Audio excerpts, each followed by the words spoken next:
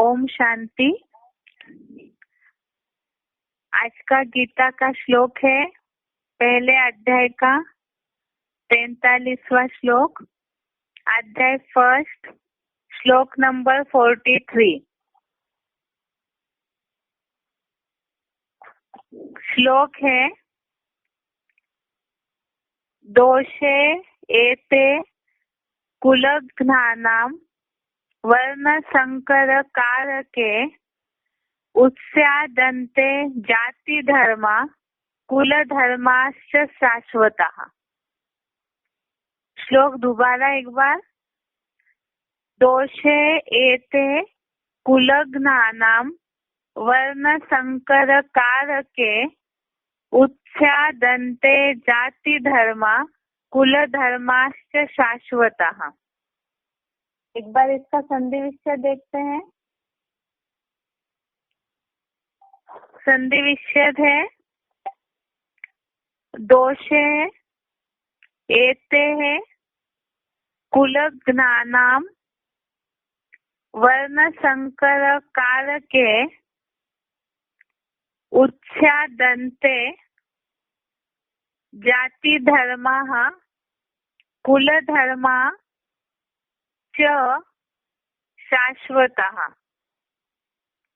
संधि विच्छेद दोबारा। दोषे एते कुलघ्नानां वर्ण संकर कारके उत्स्यादन्ते जाति धर्मा कुल धर्मा च शाश्वतः। इसका अर्थ देखते हैं अभी। कुलघ्नानां अर्थात कुलनाशकों के, कुलघ्नानां अर्थात कुलनाशकों के, एते है अर्थात इन, वर्ण संकरकारी, वर्ण संकरकार के अर्थात वर्ण संकरकारी, दोषे है अर्थात दोषों से, जाति धर्मा अर्थात जाति धर्म, च अर्थात और, शाश्वतः अर्थात स्थायी, कुल धर्मा अर्थात कुल की धारणाएं, उत्स्यादन्ते अर्थात नष्ट हो जाती है। एक बार दोबारा शब्दों का अर्थ देखते हैं। कुलघ्नानां अर्थात कुल नाशकों के, एते अर्थात इन, वर्ण संकर कार के अर्थात वर्ण संकरकारी, दोषे है अर्थात दोषों से, जाति धर्मा अर्थात जाति धर्म, च अर्थात और, शाश्वतः अर्थात स्थायी, कुल धर्मा अर्थात कुल की धारणाएं, उत्स्यादन्ते अर्थात नष्ट हो जाती है। अभी इसका अर्थ, कुल नाशकों के इन वर्ण संकरकारी दोषों से जाति धर्म और स्थायी कुल की धारणाएं नष्ट हो जाती है। कुल नाशकों के इन वर्ण संकरकारी दोषों से जाति धर्म और स्थायी कुल की धारणाएं नष्ट हो जाती है। अभी तक हम इस हफ्ते जो भी श्लोक देख रहे हैं वो श्लोकों में यही बात आ रही है कि जैसे कुल का नाश होने से या तो विधर्मों का प्रभाव बढ़ने से व्यभिचारी प्रजा उत्पन्न होने लगती है, या तो कुल के नाश से सनातन धर्म की धारणाएं नष्ट हो जाने से हिंसा और व्यभिचार से विपरीत धर्म वाले चारों ओर से धर्मों को दबा लेते हैं, उसके कारण कुल की स्त्रियां प्रदूषित हो जाती है। उसके कारण वर्ण संकरकारी अर्थात मिक्स प्रजा उत्पन्न हो जाती है और ऐसी वर्ण संकरकारी जो प्रजा है उससे उस वर्ण संकरकारी प्रजा के कारण ही सनातन धर्म में प्रजा में जैसे वर्ण संकरकारी प्रजा के लिए कल हमने देखा कि वो कुल नाशकों की दुर्गति हेतु ही होती है, जिसके कारण जो पितृगण है अर्थात जो संसार बीज या पूर्वज है वो भी श्रद्धा भाव की क्रिया लुप्त होने से अधोगति को पाते हैं।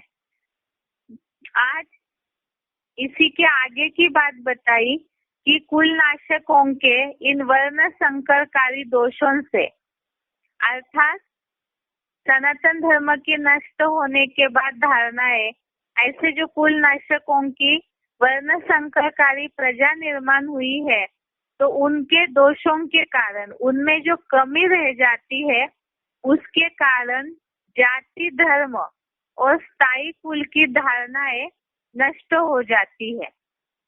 जाति धर्म और स्थायी कुल की धारणाएं नष्ट हो जाती है अर्थात जहाँ पर इस तरह से धारणाओं का जाति का या कुल वर्णों का कोई भेदभाव नहीं रहता है, मिक्स हो जाता है, तो वहाँ पर जो सात्विक धारणाएं हैं वो पूरी तरह से नष्ट हो जाती है।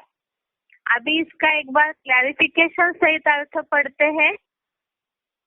आर्य समाजियों जैसे धर्म परिवर्तन के स्वभावी आर्य समाजियों जैसे धर्म परिवर्तन के स्वभावी कुल नाशकों के इन वर्ण संकरकारी महाविनाशकारी दोषों से जाति धर्म जैसी चातुर्य वर्णम मया सृष्टम वाली श्रेष्ठ परंपराएं और स्थायी कुल की धारणाएं नष्ट हो जाती है। इसी से आज समुची संगठित पारिवारिक व्यवस्था प्रायः लोप है। यहाँ 3 बातें आई है। पहली बात तो आर्य समाजियों जैसे धर्म परिवर्तन के स्वभावी। दूसरी बात शब्द दूसरा आया है महाविनाशकारी और एक बात आई है चातुर्य वर्णम मया सृष्टम वाली श्रेष्ठ परंपराएं और संगठित पारिवारिक व्यवस्था प्रायः लोप है। इसमें सबसे पहली बात है आर्य समाजियों जैसे धर्म परिवर्तन के स्वभावी। एडवांस कोर्स में जो कल्पवृक्ष का चित्र समझाया जाता है उसमें आर्य समाजी धर्म का गुण धर्म, आर्य समाज वैसे तो एक मठपंथ ही है क्योंकि कलयुगांत में आने वाला छोटा सा एक संप्रदाय है धर्म के नाम पे जिसे बोला हुआ है, अधर्म ही कहा जाता है। आर्य समाजी जो है ये बनते कैसे है, जिसके लिए बताया कि जहाँ पर उनको कोई धर्म की धारणाएं पसंद नहीं आती है तो उस धर्म को चेंज करके अगले धर्म में परिवर्तन हो जाते हैं। वहाँ धारणाएं पसंद नहीं आई तो दूसरे धर्म में परिवर्तन हो जाते हैं। इस तरह से इनका जो धर्म चेंज करने का, धर्म परिवर्तन का जो स्वभाव है, वास्तव में ये बोला हुआ है स्वधर्मे निधनम श्रेय परधर्मे भयावह, अर्थात अपने धर्म में मर जाना अच्छा लेकिन दूसरे का जो धर्म है वो हमेशा अधीनता स्वीकार कराने वाला और भयावह ही होगा। लेकिन आर्य समाजियों में वो संस्कार ही नहीं है अपने धर्म में टिके रहने के, जिस कारण ऐसे जो धर्म परिवर्तन के स्वभावी है वो सब धर्मों से परिवर्तन होते होते चेंज करते करते धर्मों को जब कहीं भी उनको सुख नहीं मिलता है, क्योंकि सब जगह घूमेंगे तो सुख तो मिलेगा नहीं, तो इसीलिए ही वो फिर से कलयुगांत में हिंदू बनना चाहते हैं। लेकिन जब पूरे पक्के हिंदू धर्म वाले उन्हें अपने धर्म में नहीं लेते हैं, तो आर्य समाज नाम से एक अलग धर्म जो अपने को हिंदू कहला के स्थापन होता है। इस तरह से एडवांस कोर्स में हम कल्पवृक्ष के चित्र में समझते हैं। अब यहाँ यही बात बताई कि आर्य समाजियों जैसे धर्म परिवर्तन के स्वभावी, अर्थात हर धर्म से जहाँ बदलते बदलते हुए आए हैं, तो कोई भी धर्म की धारणा उनमें स्थिर नहीं है। ऐसे जो स्वभाव वाले हैं, धर्म परिवर्तन के स्वभाव वाले, तो इनके लिए बताया कि वास्तव में ये जो दोष है वो कोई छोटा दोष तो नहीं है, क्योंकि हर जगह से वो अपने अपनी धारणाएं कहीं ना कहीं धर्म चेंज करते आए, तो उसके कारण ही ऐसा जो दोष है वो कुल नाशक बनने के, कुल का नाश करने के निमित्त बन जाता है। क्यों? क्योंकि इनसे जो भी प्रजा तैयार होगी, जो भी जनरेशन तैयार होगी, वो वर्ण संकरकारी अर्थात मिक्स हो जाती है। और इसी के कारण जहाँ धारणाएं नहीं है, जो बोला हुआ है रिलीजियन इज माइट, धर्म में ताकत होती है, लेकिन जहाँ धर्म ही नहीं है स्थिर वाला, तो वहां पर ताकत ही नहीं है। तो ताकत न होने के कारण अपवित्रता से विनाश होता है, तो ये महाविनाशकारी दोष निर्माण हो जाता है। कुल नाशकों के इन वर्ण संकरकारी महाविनाशकारी दोषों से जाति धर्म और स्थायी कुल की धारणाएं नष्ट हो जाती है। यहाँ अगला एक वाक्य आया हुआ है, जैसे चातुर्य वर्णम मया सृष्टम। ये तो आगे गीता के श्लोक में ये बात आई हुई है। चातुर्य वर्णम मया सृष्टम अर्थात गुण कर्म विभाग अनुसार, जैसे जैसे जिनके द्वापर युग से ही या यहाँ संगम युग में जो परंपरा डाली जा रही है, इसमें धारणाओं के अनुसार, गुणों के अनुसार 4 वर्णों की सृष्टि रची जाती है, जिसमें अपने अपने वर्ण में जो जो स्थिर रहते हैं उस अनुसार सृष्टि की रचना होती है। तो ये एक श्रेष्ठ परंपरा बनी हुई है। लेकिन इसमें इस परंपरा को जहाँ वर्ण भेद, धर्म भेद, गुण भेद सब कुछ मिटाया जाता है, तो जिसके कारण बताया कि ऐसे दोषों से जाति धर्म और स्थायी कुल की धारणाएं नष्ट हो जाती है। और इससे नुकसान क्या हुआ? ये जो कुल की धारणाएं नष्ट हो जाती है, इसका नुकसान बताया है कि इसी से ही आज समूची संगठित पारिवारिक व्यवस्था प्राय लोप है।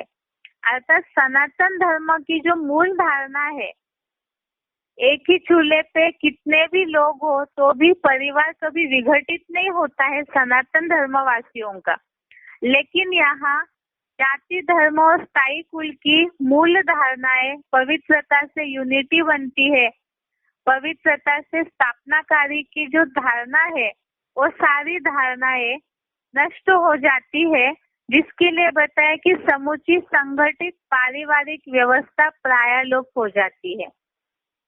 तो इसीलिए बताया कि ये जो वर्ण संकरकारी प्रजा है, ये कुल नाशकों के, कुल की धारणाओं के नष्ट करने के निमित्त बन जाती है। एक बार दोबारा इस अर्थ को देखते हैं।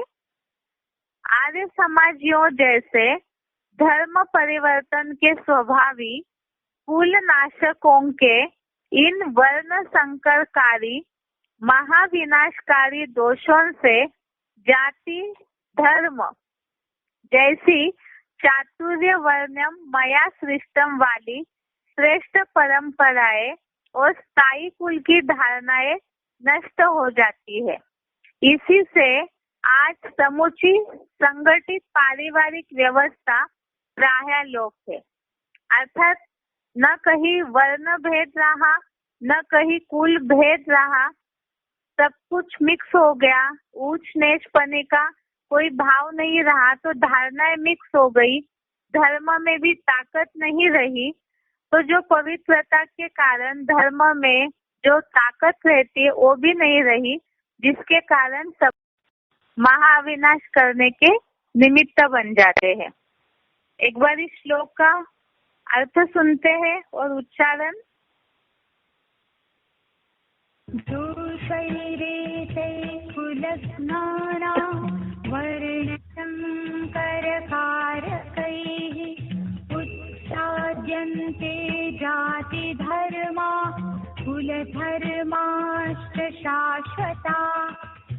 आर्य समाजियों जैसे धर्म परिवर्तन के स्वभावी कुल नाशकों के इन वर्ण संकरकारी महाविनाशकारी दोषों से जाति धर्म जैसी चातुर्वर्ण्यम मया सृष्टम वाली श्रेष्ठ परंपराएं और स्थायी कुल की धारणाएं नष्ट हो जाती हैं। इसी से आज समूची संगठित पारिवारिक व्यवस्था प्रायः लोप है। दोषैरेतै कुलस्नानां वर्णसंकरकारकैः उत्साद्यन्ते जातिधर्मा कुलधर्माश्च शाश्वता। आर्य समाजियों जैसे धर्म परिवर्तन के स्वभावी कुल नाशकों के इन वर्ण संकरकारी महाविनाशकारी दोषों से जाति धर्म जैसी चातुर्वर्ण्यम मया सृष्टम वाली श्रेष्ठ परंपराएं और स्थायी कुल की धारणाएं नष्ट हो जाती हैं। इसी से आज समूची संगठित पारिवारिक व्यवस्था प्रायः लोप है।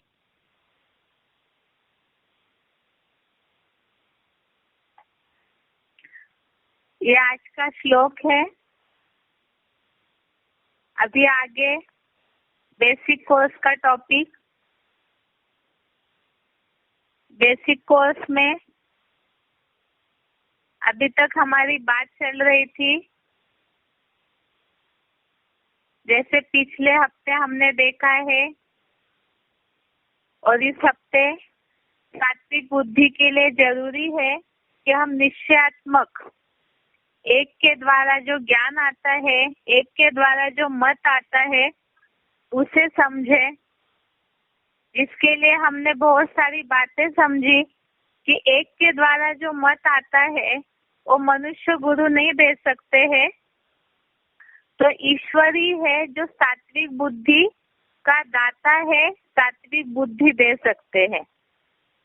अब यहाँ बात यह है, जो पहले भी पिछले हफ्ते एक बात बताई थी कि बेसिक कोर्स का जो चार्ट चल रहा है हमारा, तो उसमें हम पहले लेसन में ही पहला जो पार्ट है उसी में ही इतना लंबा समय क्यों चल रहा है।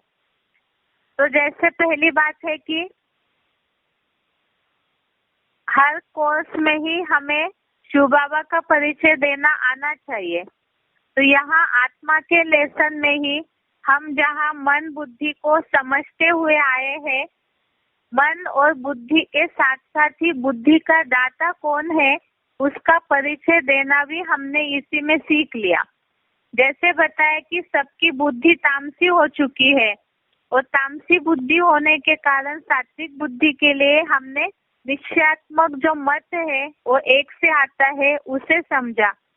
इसके साथ साथ ही हमने दूसरी बात है कि इस श्रीमत के टॉपिक में ही हम अपने लक्ष्य तक पहुंचने का रास्ता भी जिज्ञासुओं को बता सकते हैं कि सात्विक बुद्धि हमारी नहीं है, उसे हमें ईश्वर से लेना है और ईश्वर ही ज्ञान का सागर है जो ज्ञान दीपक दे करके अज्ञान अंधकार को नष्ट करते हैं और त्रिकालदर्शी भी है, बुद्धिमानों की बुद्धि भी है और कल जैसे हमने समझा कि वो कर्मों की गति के ज्ञाता भी है।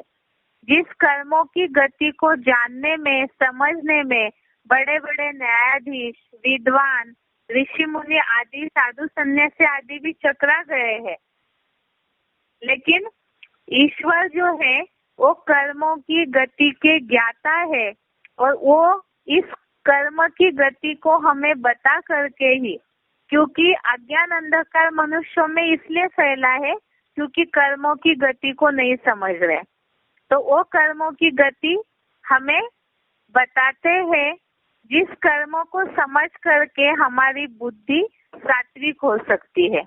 अब वो गति या वो ज्ञान कैसे देते हैं, तो वही रास्ता है श्रीमत, जो बताया कि हमारा जो एम ऑब्जेक्ट है, जो 3 पार्ट किसी को भी संदेश में बताने हैं कि एक तो परमात्मा इस सृष्टि पर आया हुआ है, नई दुनिया की स्थापना हो रही है और पुरानी दुनिया का विनाश होने वाला है। तो ये सारी बातें ही इस आत्मा के पार्ट में हमने शॉर्ट में समझी, ताकि अगर कोई जिज्ञासु आगे कोर्स नहीं सुन रहे या तो इंटरेस्ट उतना नहीं आ रहा है, तो भी संदेश देने में ही उनके बुद्धि में सारी बातों की छाप पड़नी चाहिए कि आत्मा ज्योति बिंदु है, मन बुद्धि मैली हुई है, इसीलिए बुद्धि का ज्ञाता, बुद्धि का जो दाता है परमात्मा है, जो सात्विक बुद्धि देते हैं, और सात्विक बुद्धि हमें मिलेगी तभी हम कर्मों की गति को समझ सकते हैं।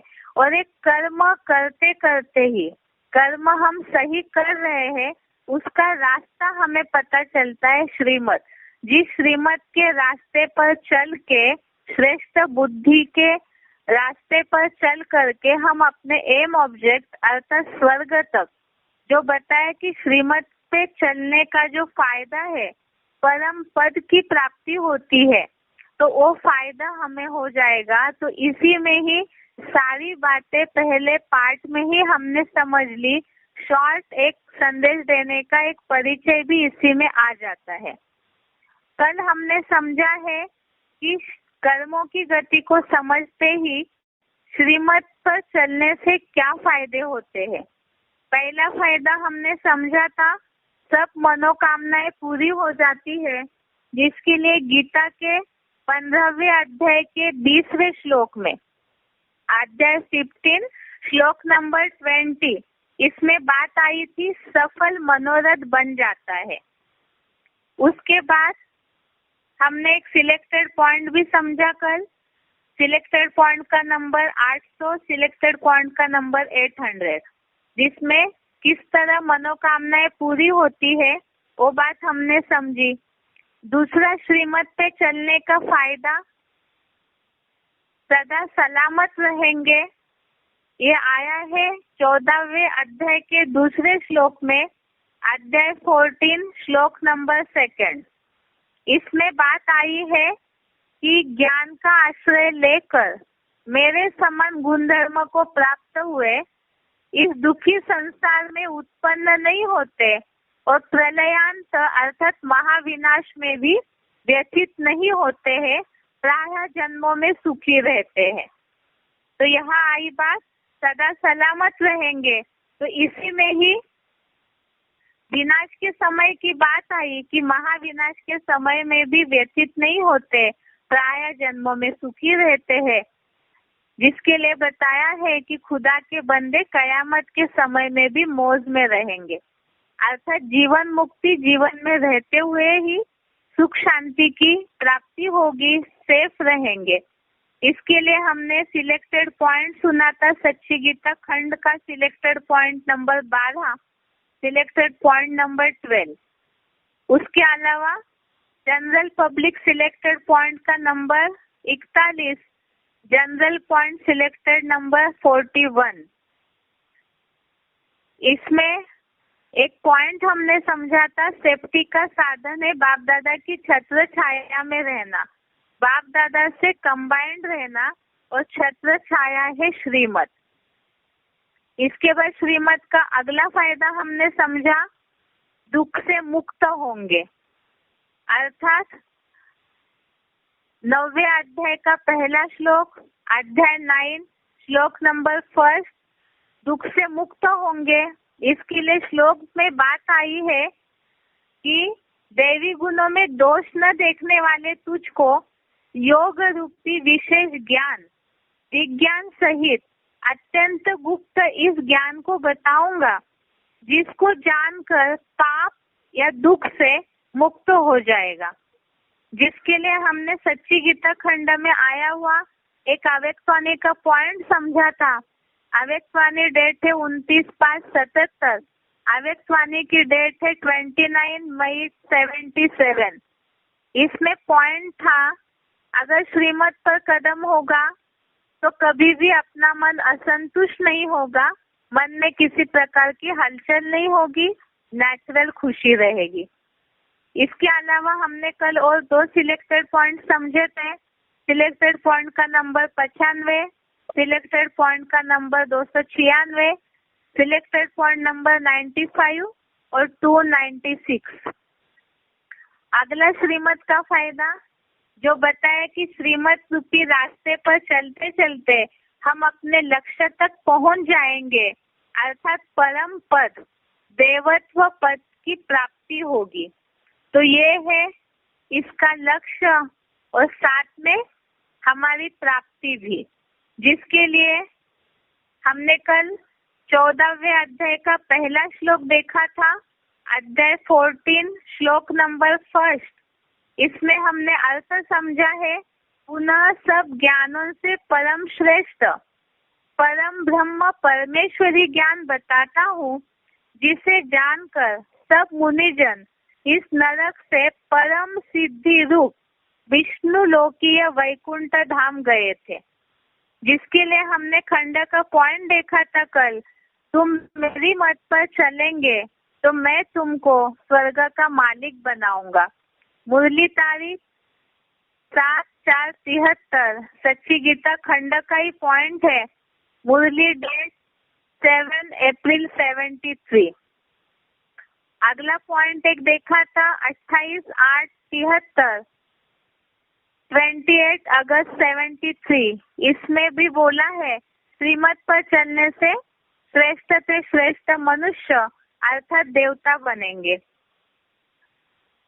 अब बात है कि कोई भी ज्ञान में आकर्षित तब होंगे, आज की दुनिया में देहवान बढ़ने के कारण सबको प्राप्ति चाहिए। सब जहाँ कुछ मिलता है तो वहाँ ही लोग दौड़ते हैं, खींचे चले आते हैं। तो इसीलिए इस ज्ञान का लक्ष्य गीता श्लोक के आधार से अगर जिज्ञासुओं को स्पष्ट किया जाए तो ऑटोमेटिकली ही बुद्धि में कहीं ना कहीं ये बातें पहुंचेगी। क्योंकि या तो लोगों को कनरस चाहिए होता है, या तो कोई ना कोई मनोरंजन चाहिए, या तो सुख शांति का रास्ता लोग ढूंढ रहे हैं। क्योंकि आज दुनिया सब दुखों के कारण सुख शांति की प्यासी है। तो इतने सारे गीता के आधार से जो श्रीमत के फायदे बताए कि इन रास्तों पर चल कर के श्रीमत रूपी रास्ते पर चलकर विनाश के समय में भी दुखी नहीं होंगे, सदा सलामत रहेंगे।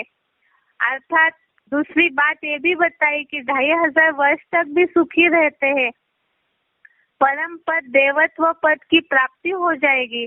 तो ऐसे फायदे अगर बताएंगे बुद्धि की सात्विकता के आधार से तो जरूर लोगों के मन में ज्ञान सुनने की जिज्ञासा उत्पन्न होगी। क्योंकि जैसे होता है दुनिया में भी लोग जहाँ कोई नई चीज निकलती है तो उस चीज की बहुत सारी बातें वर्णन बताते हैं, महिमा बताते। तो यहाँ इस शिव बाबा की दुकान में ऐसा तो कोई दुकान नहीं होगा दुनिया में जो इस तरह से फ्री में ही सुख शांति बांटे। लेकिन यहाँ शिव बाबा एक ऐसी निस्वार्थी हस्ती है जो कि केवल बुद्धि को सात्विक करने के लिए लोग अगर अपना थोड़ा समय दे तो इतनी सारी जीवन की पूरी प्राप्ति उनको मिल सकती है। अब यहाँ है कि आधा नॉलेज होने से बोला जाता है नीम अक्की में खतरे जान।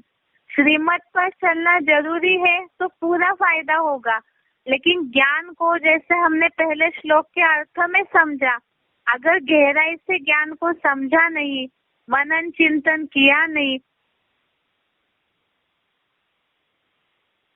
यदि हम गहराई से कोई बातों को नहीं समझते हैं, मनन चिंतन नहीं करते हैं, तो मूल्यों की बातों को, गीता की बातों को सही रीति से समझ नहीं पाएंगे। नहीं समझ पाएंगे तो जो श्रीमत रूपी रास्ता है उस पे सही नहीं चलेंगे तो हानि भी होगी। जिसके लिए बताया श्रीमत पर न चलने से क्या क्या नुकसान हो सकता है। जैसे चलने से हमने कई फायदे देखे, सलामत रहेंगे, सुखी रहेंगे, व्यथित नहीं होंगे, परम पद देवत्व पद की प्राप्ति होगी, जीवन मुक्ति का वर्षा प्राप्त होगा। तो अभी हम हानि देखते हैं। इसमें श्रीमत पर न चलने से सबसे पहला नुकसान क्या है? न सिद्धि, न सुख, न परम गति प्राप्त होगी।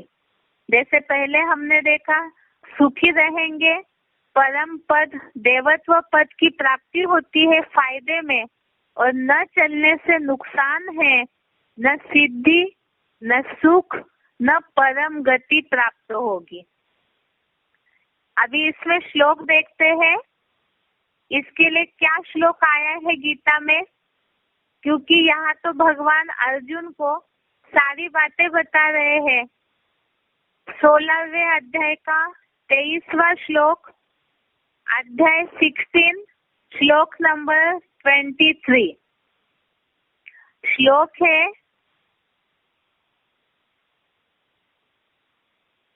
यह शास्त्र विधिम उत्सृज्य वर्तते काम कारतः न स सिद्धिम अवाप्नोति न सुखम न पराम गतिम। 16वें अध्याय का 23वां श्लोक है, यह शास्त्र विधिम उत्सृज्य वर्तते काम कारतः न स सिद्धिम अवाप्नोति न सुखम न पराम गतिम। इसका अर्थ है, जो गीता विधान को छोड़ मनमत प्रमाण चलता है, वह न सिद्धि को न सुख को न परम गति को पाता है। जो गीता विधान को छोड़ मनमत प्रमाण चलता है, वह न सिद्धि को न सुख को न परम गति को पाता है। अर्थात गीता में जो संविधान दिया हुआ है जीवन चलाने का, कर्मों की जो गति गीता में बताई हुई है, क्योंकि गीता का नाम ही है श्रीमद् भगवत गीता, अर्थात जहाँ श्रेष्ठ मत दिया हुआ है जीवन जीने का, उस विधान को छोड़कर मनमत अर्थात अपने मन की चंचलता के आधार से, मत अर्थात बुद्धि, तो अपनी मन और बुद्धि के प्रभाव में होकर जो चलते हैं, वह न सिद्धि न सुख, सिद्धि अर्थात जो प्राप्ति होनी चाहिए, ना वो सिद्धि की प्राप्ति होगी अर्थात सिद्धता नहीं मिलेगी, न सुख मिलेगा, और न परम गति अर्थात जो श्रेष्ठ गति पानी चाहिए वो भी नहीं मिलेगी। अब इसे अर्थ क्लैरिफिकेशन सहित देखते हैं। जो गीता विधान को छोड़ मनमत या कोई भी मानव मत प्रमाण चलता है, वह न सिद्धि को न सुख को न कलातीत वैकुंठ की विष्णु लोकीय परम गति को पाता है। अर्थात यहाँ श्रीमत पर न चलने से, अपनी मत या मानव मत मिक्स करने से ये नुकसान होता है, न सिद्धि मिलेगी न सुख मिलेगा, न श्रेष्ठ गति प्राप्त होगी, जिसे बोला है कलातीत वैकुंठ की विष्णु लोकीय, अर्थात जो बुद्धि ग्राह्य जो अतीन्द्रिय सुख की प्राप्ति होनी चाहिए, स्वर्ग में जो श्रेष्ठ देवत्व पद की प्राप्ति होनी चाहिए, वो पद प्राप्त नहीं होगा। तो यहाँ गीता विधान छोड़ अर्थात ज्ञान मार्ग में चलते चलते अगर श्रीमत पर नहीं चलते हैं पूरा, तो उससे भी नुकसान होता है। दूसरा छोड़ना ये भी है कि ज्ञान मार्ग को पूरा ही छोड़ करके अज्ञानी दुनिया में चले जाते हैं। तो ऐसे जो पूरा ही छोड़ के चले जाते हैं, तो उसके लिए तो बताया है कि पूरी तरह से ऐसे छोड़ने वाले ही पूरा ही दुर्गति को प्राप्त हो जाएंगे। जिसके लिए बताया कि जो भौतिक सुखों की ओर जाते हैं, तो फिर भौतिक दुनिया में जो अज्ञान अंधकार फैला हुआ है, उसी में ही वो उलझे रहेंगे, अज्ञान अंधकार में ही धक्के खाते रहेंगे। अब इसके लिए मुरली में क्या बात आई है उसे देखते हैं। ये सच्ची गीता खंड 1 में पॉइंट आया हुआ है। अव्यक्त वाणी की तारीख है 3/5/77। श्रीमत पे न चलने से नुकसान, सच्ची गीता खंड का पॉइंट, अव्यक्त वाणी डेट 3 मई 77। पॉइंट है, अपना हट करते हो, जैसे बाल हट होता है ना, बाल हट है ना बच्चों का हट, जैसे बच्चे जिद करते हैं उस हिसाब से अपना हट करते हो ना, जैसे बाल हट होता है ना, बाल हट करके अपनी मनमत पर चल पड़ते हो, इसलिए अपने आप को परेशान करते हो। यह बाल हट नहीं करो। श्रीमत में अगर मनमत मिक्स करते हो तो ऐसे मिक्स करने वालों को सजा मिलती है। सजा बाप नहीं देता, लेकिन स्वयं को सजा के भागी बना देते हैं। खुशी शक्ति गायब हो जाना ही सजा है ना। दूसरा पॉइंट है अव्यक्तवाणी का 21/4/83, अव्यक्तवाणी डेट 21 अप्रैल 83। पॉइंट है, मेहनत तब करनी पड़ती है जब मर्यादाओं की लकीर से संकल्प बोल व कर्म से बाहर निकल आते हैं। मर्यादाएं हर कदम के लिए बाप दादा द्वारा मिली हुई है। इसी प्रमाण कदम उठाने से स्वतः ही मर्यादा पुरुषोत्तम बन जाते हैं। तो ये पहला नुकसान बताया है श्रीमत पर न चलने का। अब इसके लिए एक सिलेक्टेड पॉइंट है, सिलेक्टेड पॉइंट का नंबर है 402, सिलेक्टेड पॉइंट नंबर है 402।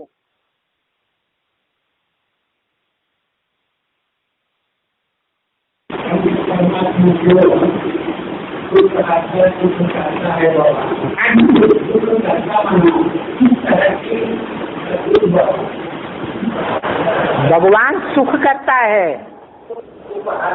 दुख हरता है। हरता माने हरण कर लेता है दुख का,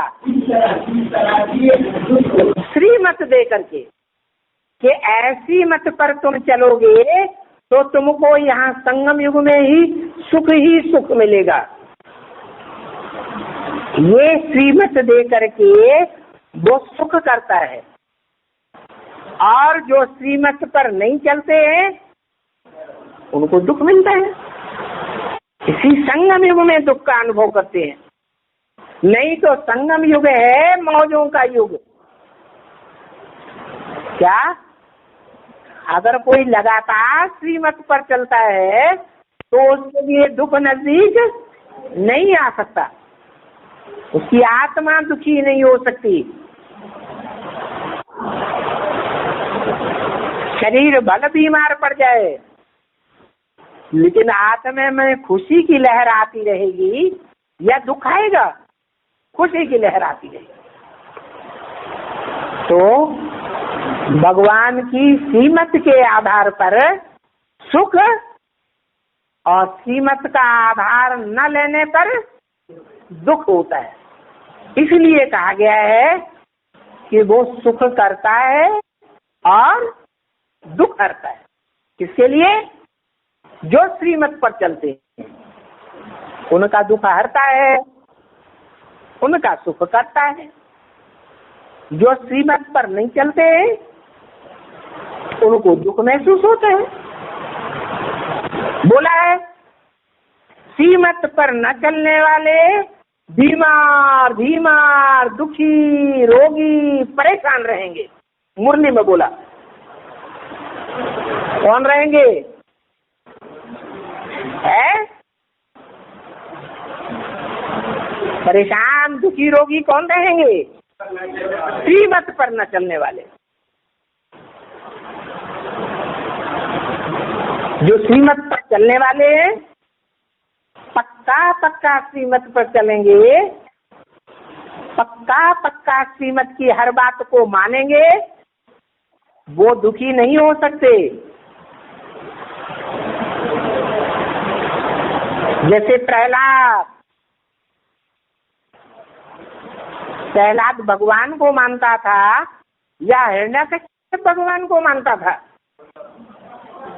तो प्रहलाद को दुनिया वालों ने और बाप ने इतना दुख दिया, वो दुखी हुआ है, पहाड़ से नीचे डाल दिया। दुखी हुआ नहीं हुआ।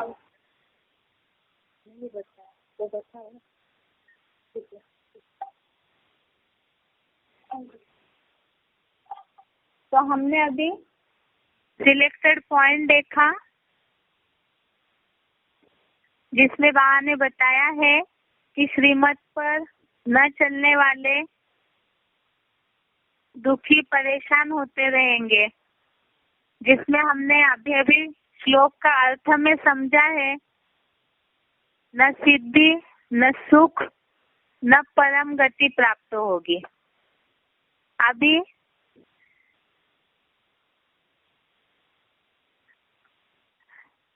हमने जो एक सिलेक्ट मूलखंड का पॉइंट पढ़ा है, जिनके पास बड़ा फोन है वो यदि पॉइंट को देख रहे हो तो इसमें एक वाक्य में अंडरलाइन किया हुआ है, खुशी शक्ति गायब हो जाना ही सजा है ना।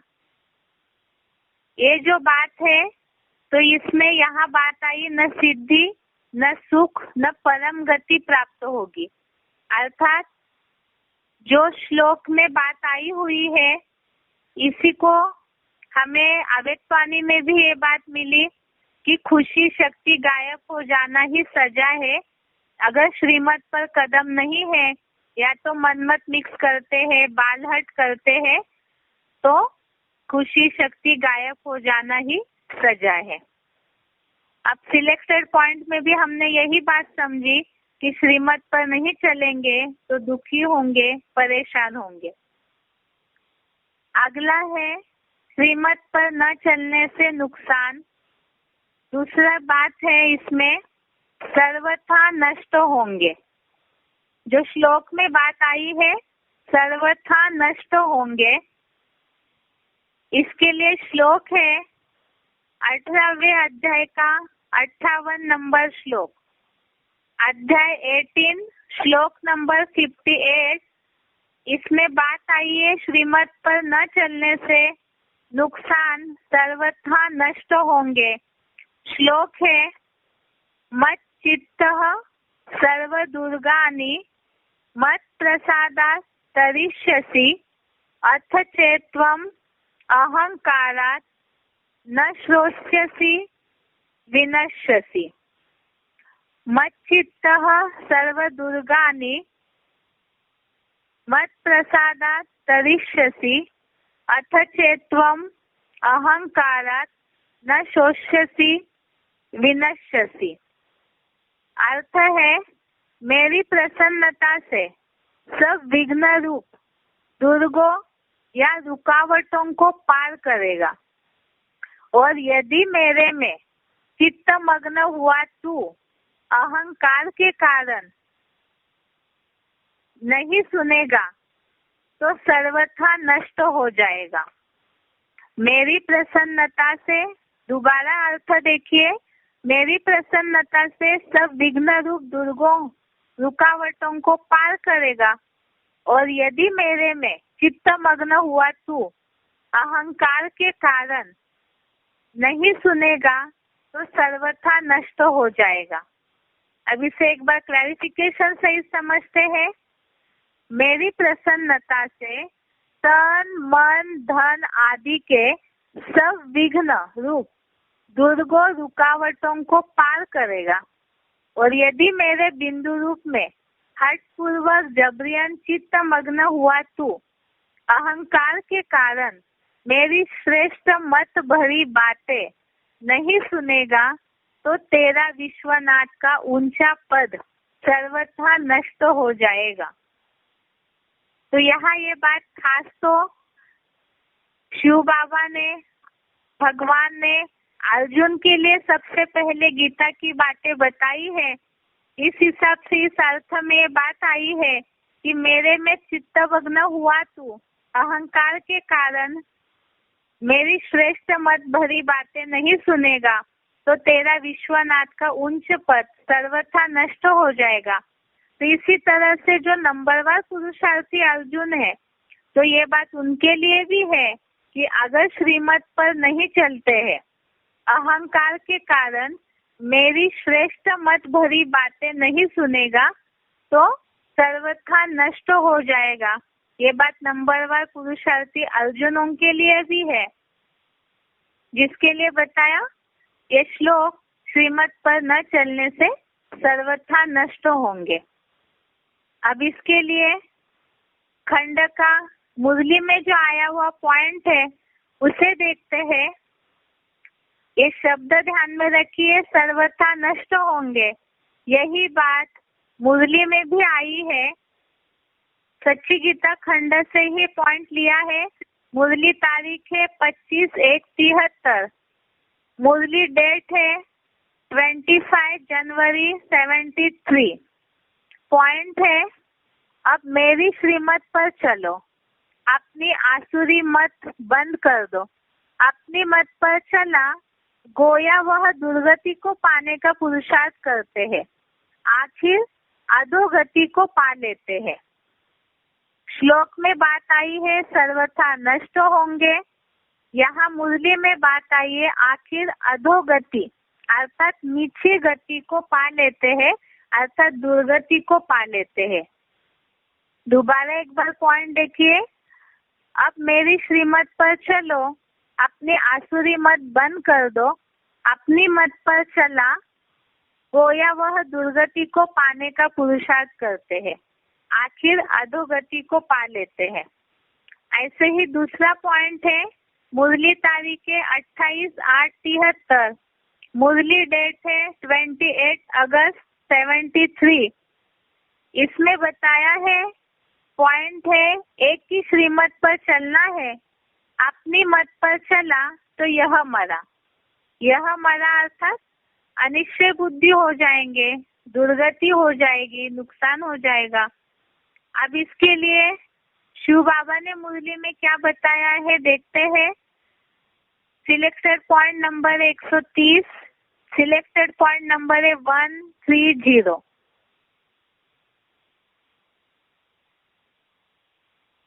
जो बाप की श्रीमत पे नहीं चलेंगे तो या तो मनमत पे चलेंगे या कोई न कोई देहधारी धर्मगुरु की मत पे चलेंगे। तो जिस देहधारी धर्मगुरु की मत पर चलेंगे उसी कुल में चले जाएंगे ना। तो कोई नीचे से नीचे देहधारी धर्मगुरु है नास्तिक धर्म का, तो कहाँ चले जाएंगे? नीचे से नीचे तल कौन सा हुआ?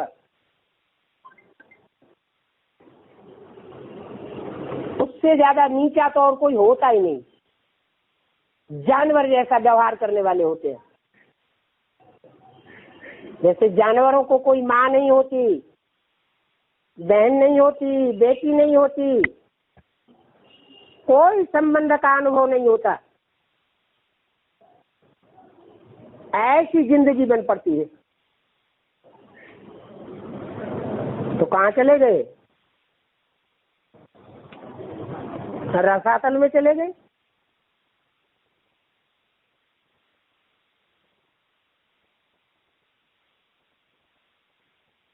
तो यही बताया, जैसे अभी सिलेक्टेड पॉइंट में भी बात आई, रसातल में चले जाएंगे। और यहाँ खंड पॉइंट में अंडरलाइन किया हुआ है अधोगति को पा लेते हैं। अपनी मत पर चले तो दुर्गति को पाने का पुरुषार्थ करते हैं, आखिर अधोगति को पा लेते हैं। और दूसरे पॉइंट में आया है अपनी मनमत पर चला तो यह मरा। और अभी शिव बाबा ने मुरली में बताया कि रसातल को चले जाते हैं। अभी इसके आगे है, इसीलिए अभी हमने श्रीमत पर चलने से कितने फायदे हैं, श्रीमत पर न चलने से क्या नुकसान है, ये देखा। सच्ची गीता खंड में जो टॉपिक है श्रीमत पर चलने से लाभ और हानि, इसमें बहुत सारी बातें हैं जो सारे कर्मों की गति को समझाने वाले पॉइंट इसमें बताए हुए हैं। तो अधिक जिन्हें जानना है, हो सकता है कि कईयों ने वो सारे पॉइंट पढ़े हैं, याद भी किए होंगे, तो उसमें देख सकते हैं। और ऐसे भी होमवर्क है कि ऐसे मुरली पॉइंट्स को ढूंढिए जो श्लोक से टैली करने वाले हो, जो कि हम और आत्माओं को जो गीता में भी श्रीमत रूपी रास्ता बताया है, क्योंकि मुरली की बातों को झट से कोई मानेंगे नहीं जब तक शिव बाबा पे निश्चय नहीं होता है। तो ऐसी मुरली की बातें और ऐसे श्लोक में आने वाली श्रीमत वाली बातों को ढूंढने का, जो दोनों बातें टैली हो, उसे ढूंढने का प्रयास करना है। आगे है कि अभी फायदा और नुकसान हमने देख लिया। श्रीमत को समझना इसलिए जरूरी है ताकि हम कर्मों की गति को समझ सके कि श्रीमत पर चलने से, ऐसे कर्म करने से क्या फायदा है और न चलने से क्या नुकसान है। इसीलिए ही गीता में भी ये बात आई है कि कर्म, विकर्म और अकर्म को जानना चाहिए। जैसे अभी हमने समझा है कि श्रीमत पर चलने से सदा सलामत रहेंगे, खुश रहेंगे। सिद्धि, सुख, परम गति को पाने के लिए उस एक भगवान की श्रीमत पर जो बुद्धिमानों की बुद्धि है, उस बुद्धि से देन ले करके उस सात्विक बुद्धि की श्रीमत पर चल करके हम अपनी बुद्धि को सात्विक बना सकते हैं। अर्थात सात्विक बुद्धि बनेगी तो हमारे कर्म भी वैसे ही सात्विक बनते जाएंगे। और अज्ञानतावश अगर गलत कर्म करते हैं तो उसकी सजा भी मिल जाती है, जिसके लिए कहावत है, करता था तो क्यों किया, अब करी क्यों पछताए, बोया पेड़ बबूल का, आम कहाँ से खाए। ये दुनिया में कहावत है कि अगर अज्ञानतावश गलत कर्म करते हैं तो भी उसकी सजा जरूर मिलती है, जिसके लिए कहावत है, करता था सो क्यों किया, अब करी क्यों पछताए, बोया पेड़ बबूल का, आम कहाँ से खाए। जैसे कहा भी जाता है, अब पछताए होत क्या, जब चिड़िया चुग गई खेत। अब इसीलिए ही हमें श्रीमत को अच्छी तरह से, श्रीमत का महत्व समझकर तभी कर्मों में सुधार आ सकता है। अब कर्मों की गति को जानना चाहिए, इसके लिए ही गीता में श्लोक आया हुआ है। श्लोक है 4 अध्याय का 17वां श्लोक, अध्याय 4, श्लोक नंबर 17। श्लोक है, कर्मणो ह्यपि बोधव्यम, बोधव्यम च विकर्मणः, अकर्मणश्च बोधव्यम, गहना कर्मणो गतिः। श्लोक पुनः देखिए, कर्मणो ह्यपि बोधव्यम, बोधव्यम च विकर्मणः, अकर्मणश्च बोधव्यम, गहना कर्मणो गतिः। इसका अर्थ है, कर्म को जानना चाहिए और विपरीत कर्म को भी जानना चाहिए, और अकर्म भी जानने योग्य है, क्योंकि कर्म की गति अति गहन है। अर्थात श्रीमत को अच्छी तरह से समझेंगे तो उसी आधार से हम कर्म को भी सही रीति से समझ सकते हैं, क्योंकि गीता में ये बात बताई है कि कर्म को जानना चाहिए, विकर्म विपरीत कर्म को भी जानना चाहिए, और अकर्म भी जानने योग्य है, क्योंकि कर्म की गति अति गहन है। अब इसे क्लैरिफिकेशन सहित देखते हैं। कर्मों को जानना चाहिए और विपरीत कर्म अर्थात श्रीमत विरुद्ध कर्म को भी जानना चाहिए, और आत्म बिंदु की स्मृति में रह अकर्म भी जानने योग्य है, क्योंकि कर्म की गति अति गहन है। जो केवल मैं सदाशिव ज्योति पुरुषोत्तम संगम युग में ही आकर बताता हूँ। तो इसीलिए बताया कि कर्म की पूरी थ्योरी को अगर हम समझेंगे तब ही सही एम ऑब्जेक्ट तक पहुंच सकते हैं, जिसके लिए बताया कि विपरीत कर्म अर्थात श्रीमत विरुद्ध कर्मों को भी समझना चाहिए। वो क्या है, और उस पे श्रीमत पर न चलने से नुकसान होगा तो वही विपरीत कर्म होते जाएंगे। और आत्म बिंदु की स्मृति में रह अकर्म होते हैं वो क्या है उसे भी जानना चाहिए। और ये सारी कर्म की गति केवल मैं सदाशिव ज्योति अर्थात सुप्रीम सोल वही आकर के पुरुषोत्तम संगम युग में बताते हैं।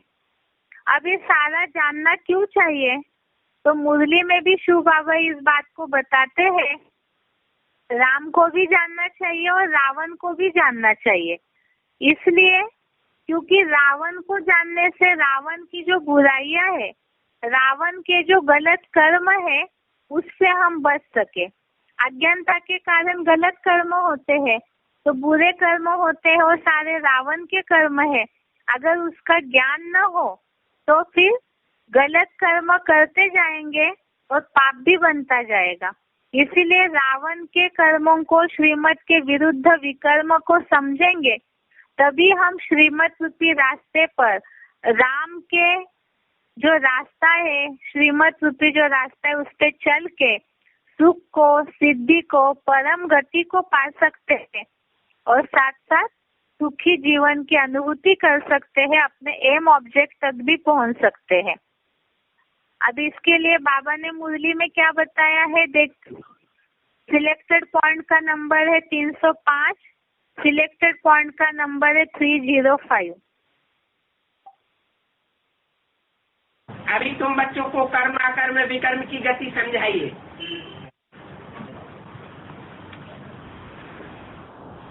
कर्म क्या होता है और उसका रिजल्ट क्या होता है? किसे कर्म कहा जाए?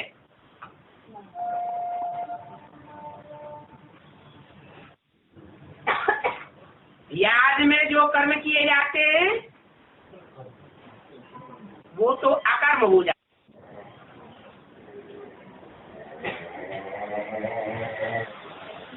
गहरी याद होगी, आदि विचारी याद होगी, जैसे देवताएं होते कौन सी स्थिति में रहते? आत्मा की स्थिति में रहते। उन्हें सदैव अपनी ज्योति बिंदु आत्मा मस्तक में याद रहती है। किसी की देह को याद नहीं करते,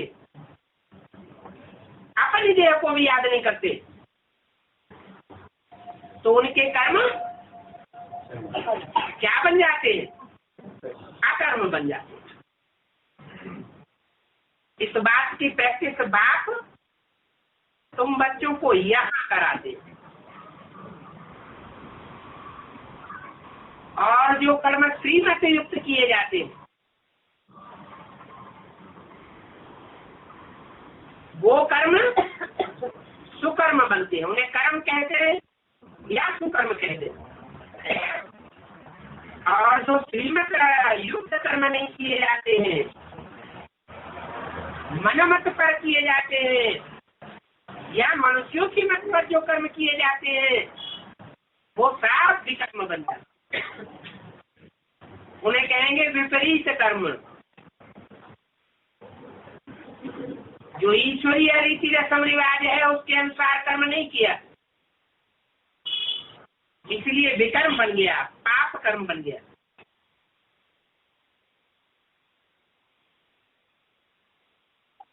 अगला सिलेक्टेड पॉइंट है 101, सिलेक्टेड पॉइंट नंबर 101। यहाँ तो बाप आया हुआ है, ऊंच से ऊंच बुद्धिमानों की बुद्धि। वो बताता है कर्म क्या है, अकर्म क्या है और विकर्म क्या है। तो कर्मण्येवाधिकार से माना कौन सा कर्म तेरा अधिकार है? जो श्रीमत के अनुकूल कर्म है वो करना तेरा अधिकार है। मनमत के आधार पर किए हुए कर्म या कोई मनुष्य की मत के आधार पर किए हुए कर्म ये तेरा अधिकार नहीं है। तू आत्मा है, आत्मा परमात्मा का बच्चा है। तो किसके आर्डर पर चलना चाहिए? परमात्मा के आर्डर पर चलना चाहिए। पहचाना होगा तो चलेगा। अब गधे ने कुम्हार के डंडे को ही पहचाना हुआ है। कोई बड़ा ऑफिसर है, ऊंची कुर्सी पे बैठा हुआ है, उसके ऊपर कोई डंडा रखने वाला है नहीं ऑफिसर। उसके ऊपर डंडा चलाने वाला भगवान है या कोई देहधारी ऑफिसर है? देहधारी ऑफिसर है।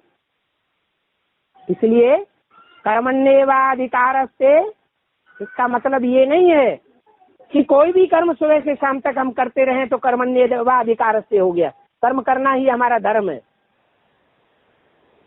बहुत से लिख देते हैं स्लोगन, कर्म करना ही पूजा है। उससे पहले लिख देना चाहिए गधे का कर्म करना ही पूजा है। हो जाएगी पूजा। अरे कर्म भी कौन सा करना है?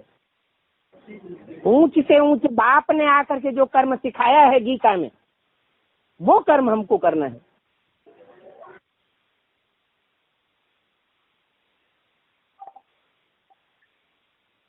अभी आगे है, जैसे बताया कि सात्विक बुद्धि बनाने के लिए ज्ञानदाता को समझना है। ज्ञानदाता जो श्रीमत रूपी रास्ता देते हैं, उस आधार से कर्म करेंगे तो श्रेष्ठ बनेंगे। और अगर श्रीमत पर पूरा नहीं चलते हैं तो नुकसान भी बताया, उससे विपरीत कर्म होते हैं ये भी बताया। तो दोनों बातें बताई हुई है। अभी है कि मुट्ठी में है तकदीर तुम्हारी। आत्मा का पहला लेसन शुरू जब हुआ तो उसमें हमने समझा है कि बुद्धि जो है, बुद्धि सारथी है, इसी तरह से बुद्धि रूपी हाथ है। दुनिया में कहा जाता है मुट्ठी में है तकदीर तुम्हारी। तो लोग तो ये सोचते हैं कि हाथों से जो कर्म करेंगे तो हाथों के कर्मों के आधार से ही भाग्य बनता है, उतना कर्मों को वो लोग महत्व देते हैं। लेकिन हाथों के कर्म भी सही तब होंगे जब सात्विक बुद्धि रूपी हाथ हो, और उस बुद्धि रूपी हाथ की मुट्ठी अगर बंद है, उसमें अपना भाग्य जो है वो हमें खुद ही बांधना है। क्योंकि बुद्धि में अगर सात्विकता नहीं है तो हाथों के जो कर्म है, स्थूल हाथों के, वो सही नहीं हो सकते हैं। तो केवल स्थूल हाथ की मुट्ठी में तकदीर नहीं है, यह बुद्धि रूपी जो हाथ है उस मुट्ठी में है सबकी तकदीर लिखी हुई है। और इसी आधार से जैसे हमने पहले समझा आत्मा के लेसन में कि अगर ड्राइवर को सही रास्ता पता न हो तो गाड़ी का एक्सीडेंट करेगा। यह बुद्धि सारथी है अर्थात ड्राइवर है, तो उसको रास्ता यहाँ बताया जा रहा है श्रीमत रूपी।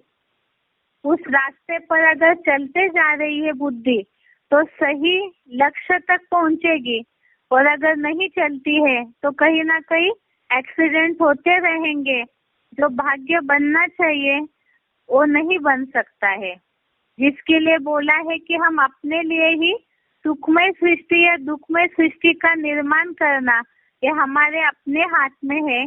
और गलत या सही का चुनाव करना ये भी हमारे हाथ में है। इसके लिए अर्जुन को भी भगवान ने गीता में 18वें अध्याय का 63वां श्लोक, अध्याय 18 श्लोक नंबर 63 में बताया, इति ते ज्ञानम आख्यातम गुह्यात गुह्यतरम मया विमृश्य एतत् अशेषेशन यथा इच्छसि तथा कुरु। इसका अर्थ है, ऐसे गुप्त से भी गुप्ततर गीता ज्ञान मैंने तुझे कहा है, इस पर पूरी तरह विचार कर, जैसा दिल में चाहे वैसा कर। तो इसी के लिए बताया आत्मा अपना बंधु, मित्र और शत्रु स्वयं होती है। इसे हम और सही रीति से क्लैरिफिकेशन सहित कल समझते हैं। आज के लिए यहाँ तक कि ओम शांति।